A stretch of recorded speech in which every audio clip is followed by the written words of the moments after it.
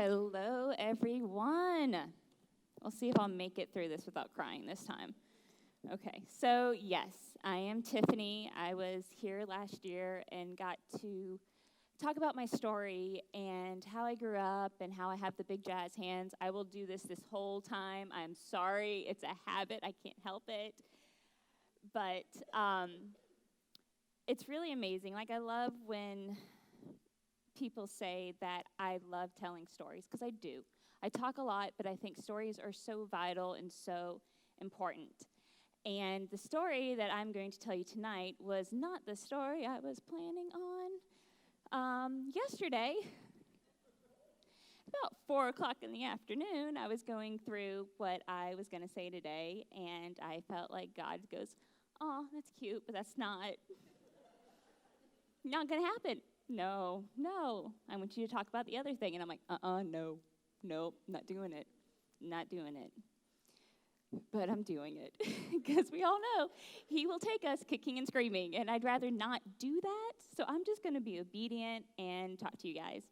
So last year when I stood up here, I was talking about how I tried committing suicide for the first time when I was 9, that I had struggled with it for years and years and years, and the last time I tried, it was when I was pregnant with my 5-year-old daughter. And I talked about how important it was to let other people into your story, and how important it is to have people that knows your junk and they call you up and lift you out. But then I did the exact opposite this year. I started closing myself down. I started feeling like I had already conquered this. Like, I already won this battle. I'm good now. I don't need to keep fighting. I don't need to keep fighting my bipolar. I don't need to keep fighting my anxiety. I've done it. I've checked off the boxes, and now I'm good. Which is an incredibly dangerous thing to do. We know that. We know we need community. We know we need other people. And as soon as you start saying, I, that's when it crumbles. I was reminded of a saying that pride comes before the fall, and I wish I was reminded of that, like, last year, not like last week, because that probably would have helped a lot. Because July 12th of this year, just a couple months ago, I walked into the mental health ER.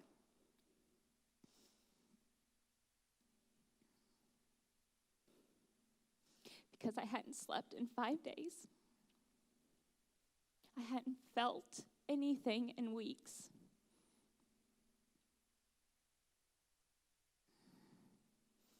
And I caught myself hearing stories about other people that had lost their battles, and was jealous that I wasn't gone too.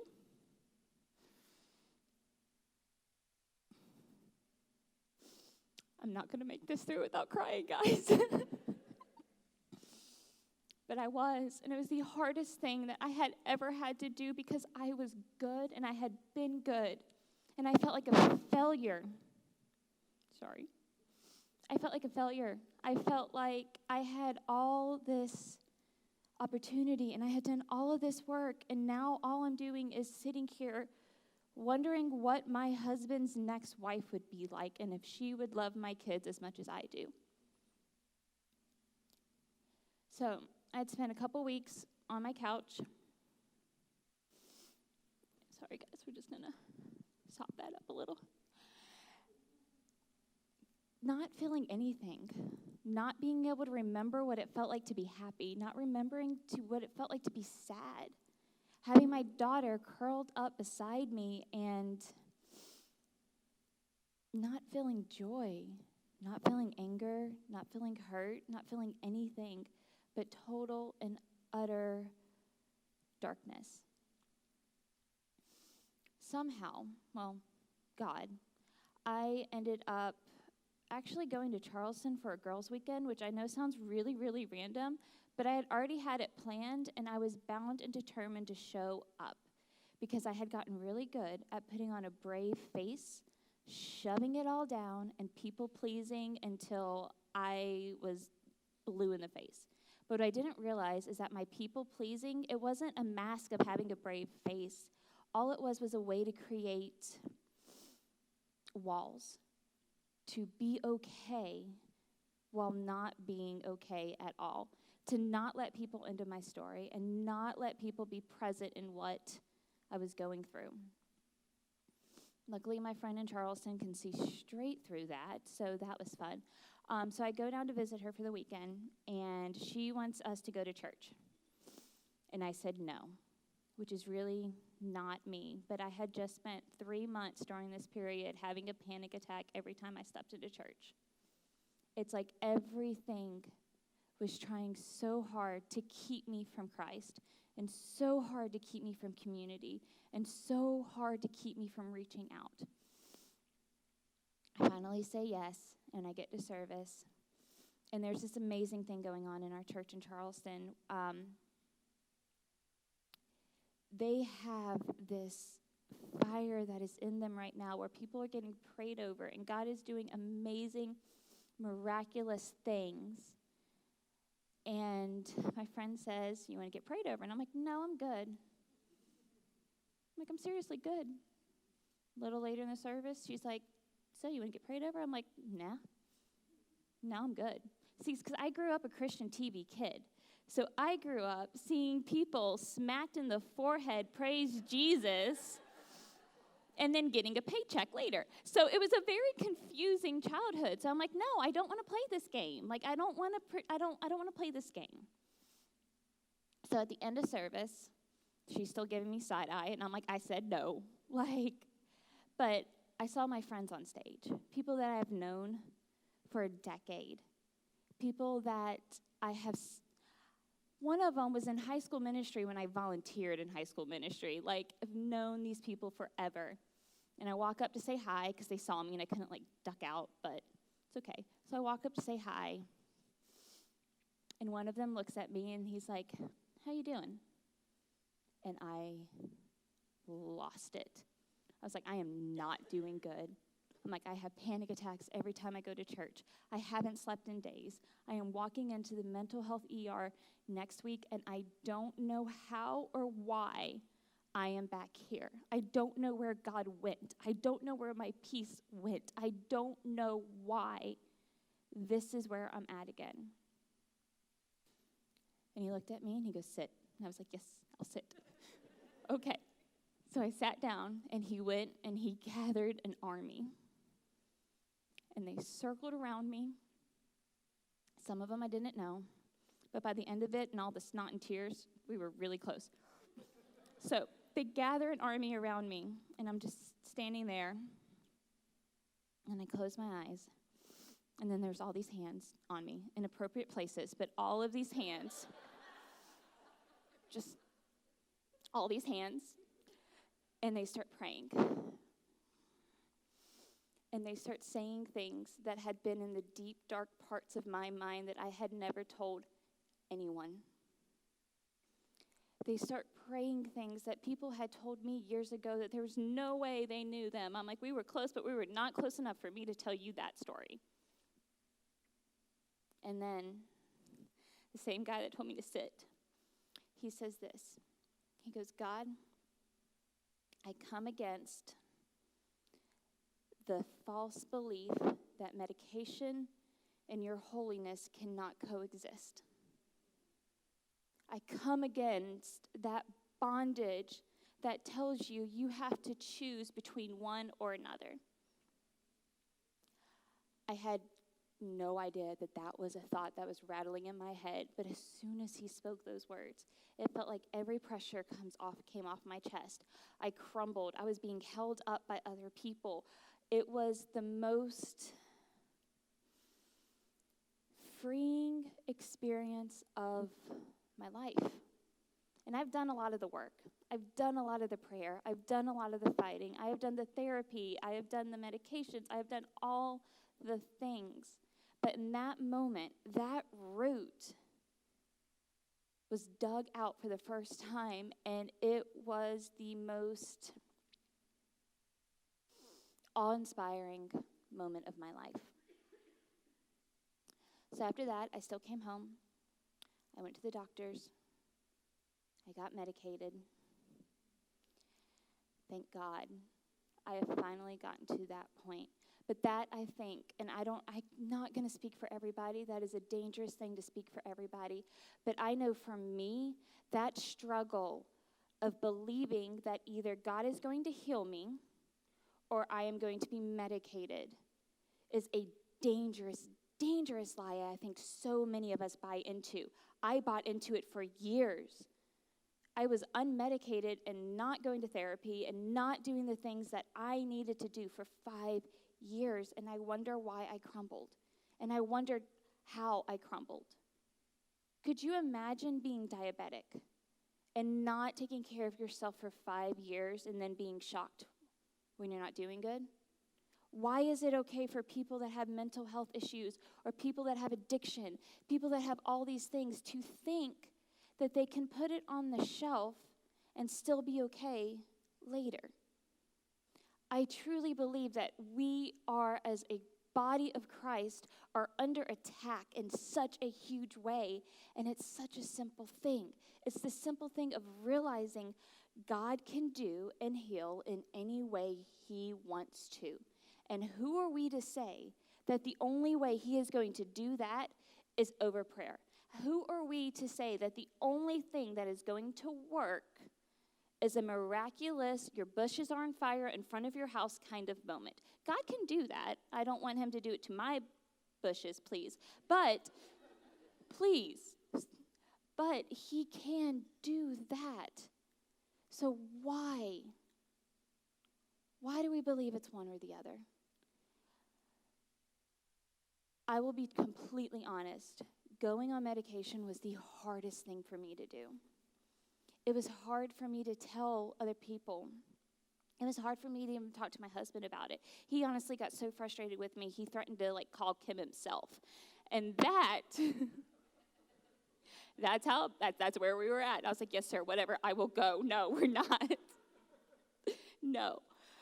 But that's the power of having the people in your community, the people that know your stuff, the people that get in your face, and the people that are wise and say, you can have it both. You can have a God that heals and is going to do a great, wonderful work within you, and you can also have a prescription bottle by your bed. You can also have worn a hospital bracelet, which I will tell you is a humbling, embarrassing, but beautiful thing at the same time, because that means that you're still fighting. There is no shame.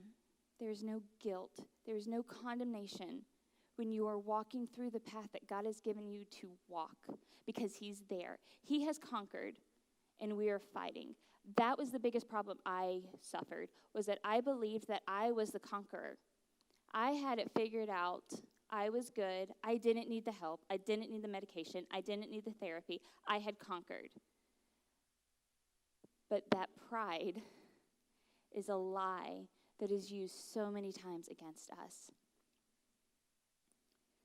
We are warriors, and warriors are stronger together.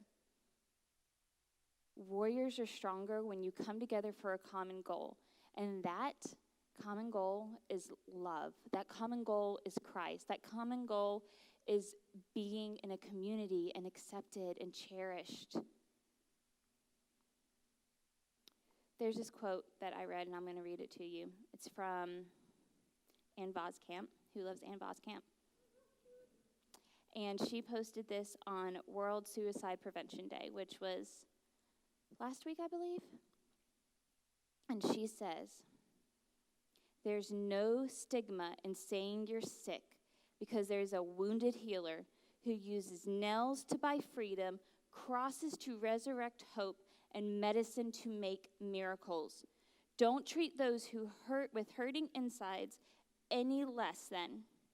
You get them the most treatment. I wanted the brave to speak up.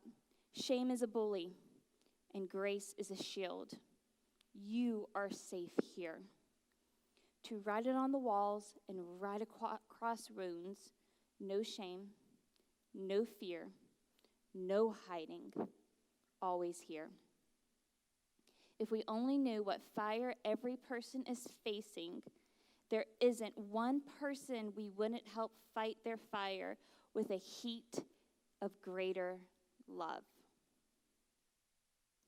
And I love that. I love the imagery of a heat of a greater love. Like, think about that.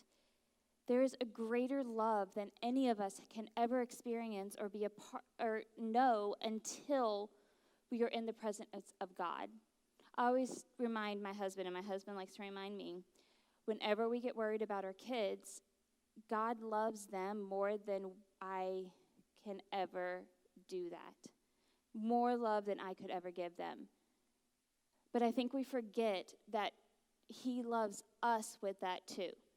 Is anybody else, it's super easy to believe the best for anyone else. It's super easy to believe that God is going to show up. God is going to do a miracle. God is going to heal. God is going to speak to anyone else but ourselves.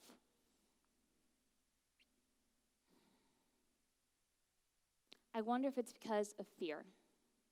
I wonder if we're scared that we're going to expect something and he's not going to be there. I wonder if we're ashamed, if we feel ashamed for our experiences or what we're walking through or how we're handling a situation so we don't think he's going to show up. I wonder if we're isolating ourselves and pulling ourselves out of that community and out of that hope and out of that love and then wondering why he's not showing up.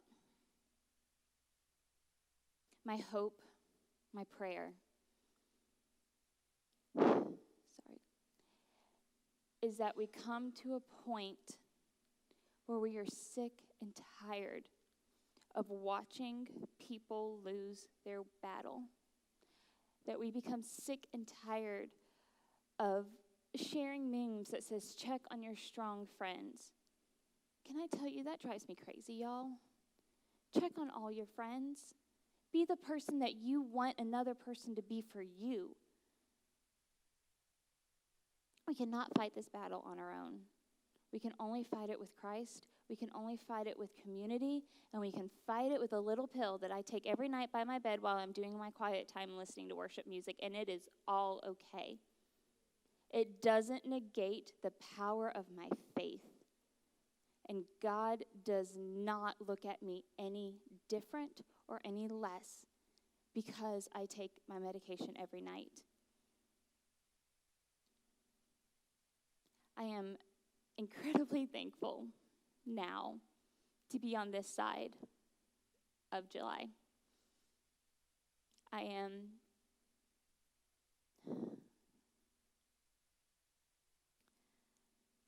also a little shocked that I made it through July. But that wasn't me. That was not me. There's no way I would have done that on my own. That was God whispering things in my heart. That was God lining things up. It was God using my friends and my family and community to just keep speaking little pieces of truth over and over and over again until it flamed up into that heat of a greater love. And I could hold my head high and say, this was my story.